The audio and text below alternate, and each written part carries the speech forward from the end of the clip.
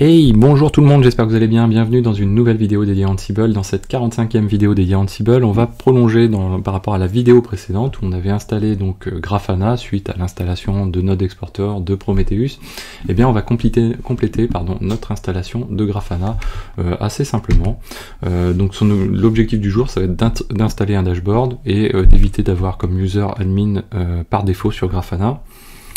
Donc vous allez voir que ça va être assez facile. Donc première chose déjà, il nous faut donc on va se replacer comme ceci. Alors on va dropper les machines que l'on avait, hop, comme ceci. Donc, je vous invite à aller voir la vidéo 14 pour comprendre si vous ne savez pas trop ce que je fais. Donc je drop les machines. Comme ça me permet de retester plus rapidement les choses. Et je fais un create et je vais créer 3 machines comme on avait précédemment. Ok, donc les IP, en plus c'est l'avantage de les supprimer et les recréer, c'est que les IP restent les mêmes, donc du coup mon inventory restera toujours valide ici. On va donc aller dans les variables par défaut ici, on va créer une variable qui va s'appeler Grafana underscore user underscore admin, donc toujours les préfixer du nom du rôle, c'est préférable. Et derrière ici, on va l'appeler le user, on va vouloir avoir un user d'admin par défaut qui va s'appeler Xavki.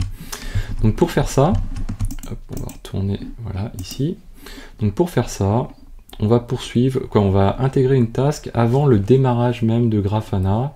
Donc ici c'est le démarrage. Donc juste après l'install, on va ajouter une task qui va permettre de modifier un fichier. C'est le fichier de configuration de Grafana qui est du format init. Donc on le retrouve dans /etc grafana grafana.ini et dedans on a 2 lignes qu'on va souhaiter modifier. Une première ligne qui contient admin user égale admin, qui est commentée, donc c'est le point virgule en format ini pour commenter. Et puis admin password également commenté. Et on va changer ces 2 lignes-ci, donc tout ce qui commence par ça ou qui commence par ça, ce qu'on va faire, on va le modifier de la manière suivante. On va le modifier le premier en admin user, donc décommenté égal avec la valeur de la variable Grafana admin user qu'on vient de créer, et puis le second avec la variable donc admin password et la variable Grafana admin password. Donc ça on le recopie. Donc on le met juste avant le start, c'est préférable. Donc ici voilà. Donc je copie tout ça et on utilise ce fameux module line_in_file mais avec la boucle withitem. Donc ici qu'on va retrouver. Pourquoi le faire avec line_in_file et pas faire avec du template? Déjà c'est un fichier qui est très fourni, le grafana.ini. Donc si on n'a que 2 lignes à modifier dedans, on va pas partir sur un template, on va plutôt partir sur la modification, on va dire un petit peu chirurgicale. Après si on avait vraiment beaucoup de modifications, on pourrait passer plutôt par du template ou du bloc, ce genre de choses.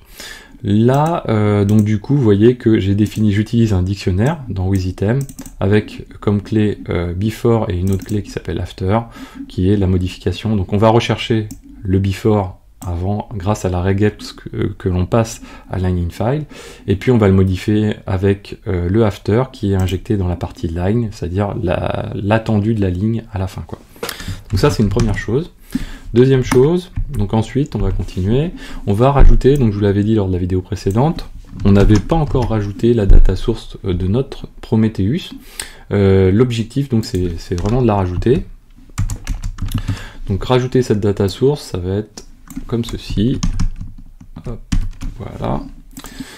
Donc là en l'occurrence on va dire, donc on rajoute cette task avec le module, alors on l'a pas découvert ce module là, Grafana underscore data source. Alors il y a d'autres modules, d'ailleurs on pourrait rajouter ce qu'on va faire tout à l'heure, rajouter des templates grâce au module Grafana dashboard, mais néanmoins c'est pas tout à fait adapté à ce qu'on va faire, quoi. Voilà. Bon, je vais pas rentrer dans les détails, mais voilà. Donc là en gros qu'est-ce qu'on va faire? On va créer une data source qui va s'appeler, donc son nom ça sera Prometheus-local. On va la créer donc on va interroger l'API de Grafana via 127.0.1 sur le port 3000 et on va lui passer le user et le password de Grafana qu'on vient justement de créer auparavant. Et on va lui dire, écoute, à ce moment-là, tu rajoutes une data source de type Prometheus, et derrière, on peut la trouver à, alors là en l'occurrence, c'est pas cette adresse-là, 127.0.0.1, voilà. Donc je sauvegarde ça. Alors, et on dit que on est en change when jamais. En gros, on contrôle pas si on a un change ou pas, parce que sinon, on peut pas, on n'a pas comme sur une ligne de commande un RC, donc un return code, on va avoir rien du tout. Donc du coup, le seul moyen de gérer un peu l'idempotence, c'est de se dire, bah finalement, il est jamais à change, et voilà, on va le gérer comme ça. S'il fail, il faildra, hein, mais le change n'existe pas, quoi. Ensuite, qu'est-ce qu'on va faire? On va télécharger, donc on a dit qu'on voulait installer le dashboard Node Exporter, donc on va l'installer. Pour l'installer, ce qu'on fait, c'est qu'on le télécharge dans un premier temps, donc on fait l'équivalent d'un curl avec get URL, donc je vous invite à aller voir les vidéos précédentes qu'on a réalisées dessus si vous n'avez pas suivi ces vidéos. On passe l'URL en question, et donc on télécharge l'élément, et sa destination, on va le mettre à cet endroit-là, donc var lib grafana Node Exporter. Ok, donc je sauvegarde.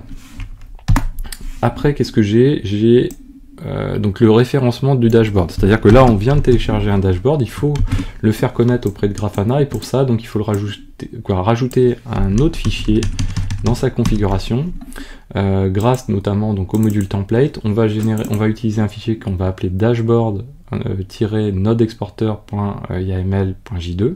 Donc là, attention, hein, le format des dashboards, c'est .json pour le dashboard lui-même, et pour référencer un dashboard dans Grafana, ça va être dans /etc quoi. Je vous propose de le mettre à ces endroits-là, hein, /etc Grafana provisioning dashboard, et ce sera au format YAML. Là, on va utiliser juste un petit template. Alors, non pas que j'ai des choses à variabiliser pour l'instant, mais on peut imaginer qu'après, ce genre de choses-là, on va l'automatiser avec du withitem si vraiment on a plusieurs dashboards. Donc on pourrait avoir un withitem ici, et faire varier les sources et la destination. Là, vous voyez qu'on a également un handlers, restart Grafana. Donc notre template, il faut qu'on aille le créer maintenant, donc, comme ceci. Donc le fichier, on va le créer dans nos templates. Ici, new file. Donc on a dit que c'était dashboard-exporter.yml.j2 pour Jinja. Donc là, très important, quoi. Moi, c'est une manière, beaucoup de gens le font, hein, c'est de suffixer les fichiers par J2 quand il s'agit du fichier source du template, tout simplement. Donc là, qu'est-ce qu'on indique? Alors là, je vous invite à aller voir plutôt la playlist Grafana, mais en gros, on indique qu'on va créer quelque chose qui s'appelle Node Exporter, pour charger le dashboard en question, bah, le dashboard il se situe à cet endroit-là, le fameux JSON. Ensuite, on n'oublie pas le fameux handlers de restart de Grafana. Donc on va aller dans nos handlers. Ok. Donc là, on utilise le module toujours systemd. Hein. On indique, donc là, attention, hein, Grafana, son nom de service systemd, par défaut, c'est grafana-server. On dit qu'on veut qu'il soit restarted, qu'il soit toujours enable, et potentiellement, on fait un daemon reload à yes. Ça coûte rien de le faire, en l'occurrence, dans ce cas de figure-là. Voilà, donc du coup, là, on peut relancer une installation complète. On avait droppé complètement les machines. Donc là, on va relancer l'installation. Alors, je suis pas au bon endroit. Donc là, c'est parti. Donc, il procède à toute l'installation. Donc, le node exporter, il download les éléments, il fait l'installation sur les 3 machines.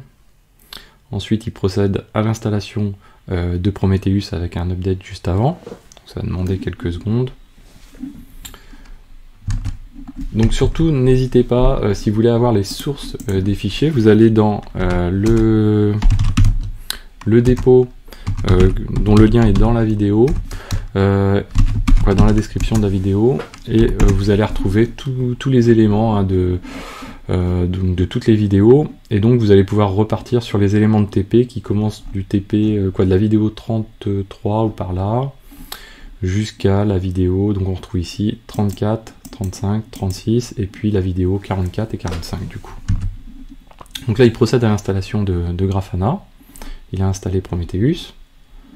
Il fait l'installation de Grafana. Grafana admin user undefined. Ok. Grafana admin user. Effectivement, j'ai pas dû sauvegarder. Grafana admin user. Hop là.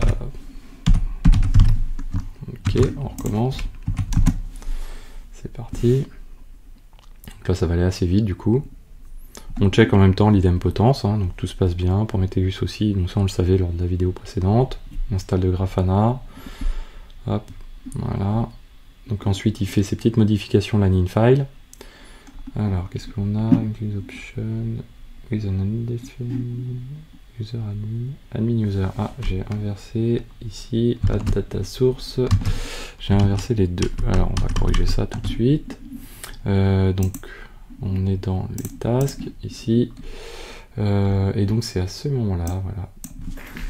Admin underscore user. Voilà, toc, c'est reparti, toc, et go. Voilà. Donc on l'a pas vu, hein, mais au démarrage, on a toujours le get, l'URI, donc le check du URI pour la réponse de Grafana. On a donc juste après son installation. Ensuite, on a son installation. Vous voyez que tout se passe bien, y compris les modifications de user ici. Et donc là, on vient de rajouter le node exporter dashboard, l'activate dashboard et derrière le restart nécessaire. Donc là, si je relance une dernière fois, si je me rends à côté ici, donc je récupère ici le port 3000. Donc j'arrive sur mon Grafana, je m'enregistre en tant que Xavkey, mon password qui est password, et là vous voyez que j'ai pu m'authentifier en tant que Xavkey, première chose. Deuxième chose, si je me rends dans les manage ici, je vais retrouver mon dashboard node exporter full. Autre chose également, donc j'ai les data sources. Vous voyez que la data source Prometheus local a bien été ajoutée, hein. Si je fais un test, je m'y connecte bien, donc il a été configuré comme il le faut. Si je me remets donc dans Manage ici, si je me rends là, je vais pouvoir avoir mon dashboard. Là, juste la petite astuce, c'est que dans les jobs, pour l'instant, a priori, on n'a pas encore remonté tout. Ça met des fois un tout petit peu de temps. Alors pour l'instant, il m'a pas enregistré les nodes exporteurs. Pour qui, pourquoi?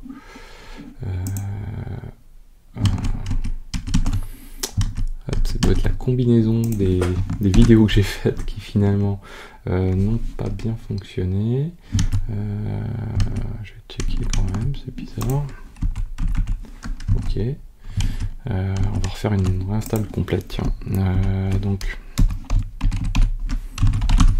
on fait un drop. Ok. Et on va faire un create. Voilà, hop. Pour aller un petit peu plus vite, on se met qu'à 2. Hein. On va refaire l'install, c'est pas grave. Ah oui, si, hop là, on a juste une petite modif à faire. Ici, on supprime la machine que l'on a en trop, celle-ci. Hop, et on va rejouer tout ce qu'on a à faire. Donc ça va aller assez vite, du coup, il n'y a plus que 2 machines.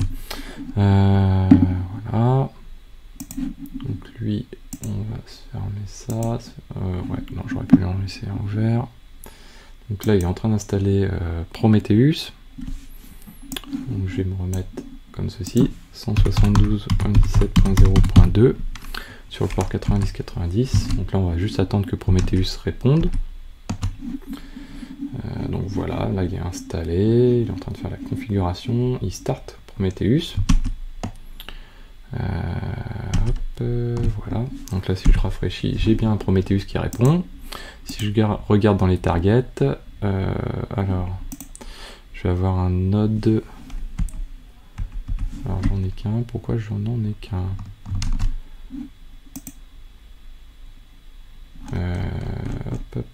Dans l'installation, node exporteur, non c'est bon, il l'a pas pris en compte,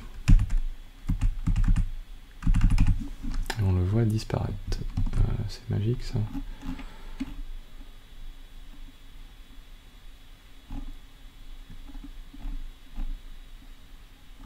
Alors, qu'est-ce qui se passe? Donc du coup, on va se rendre dans Prometheus pour débugger. Prometheus, task, main. Donc là, il joue son installation et c'est le prometheus.yaml qui est ici, qui doit contenir la configuration normalement. Donc si on la check ici, la configuration, qu'est-ce qu'il nous dit? On a un job name Prometheus, un job name node exporter. On a bien les deux nœuds, donc ça devrait être bon. Target, ah bah voilà, donc il est apparu. Je sais pas pourquoi il a mis un temps d'arrêt. Ok, donc du coup 172.17.0.2 sur le port 3000, Je pense que tout à l'heure j'ai eu le même problème, hein, c'est que je dois avoir un temps de rafraîchissement, quelque chose qui pose problème. Donc Xavki, password. Ici donc on a notre dashboard toujours qui va s'être installé automatiquement. Hop. Donc au passage on a vu que si on recheckait, si on relançait l'install, hein, ça se déroule plutôt pas mal. Je peux d'ailleurs la relancer une troisième fois, voilà, pendant qu'on est en train de checker. Donc là je vais choisir le job Node Exporter et pas Node tout court. Et donc là vous voyez que dans la liste déroulante je retrouve bien mes deux machines, hein, donc celle qui contient Prometheus Grafana et l'autre. Si je me mets en 5 minutes, ici, vous voyez que j'ai déjà des métriques qui rentrent, hein. Donc je suis en rafraîchissement un petit peu, je peux mettre un 5 secondes. Node Exporter, la source, la data source Prometheus local, on peut en avoir d'autres, hein. Donc là on a bien nos métriques qui rentrent. Parfait, et là on vient de rejouer, vous voyez l'installation, on est bien idempotent, c'est-à-dire qu'on n'a rien à change, donc c'est parfait. Voilà, donc j'espère que cette vidéo vous a plu, n'hésitez pas à la partager, à mettre des pouces bleus, à commenter, et moi je vous dis à très bientôt sur Xavki.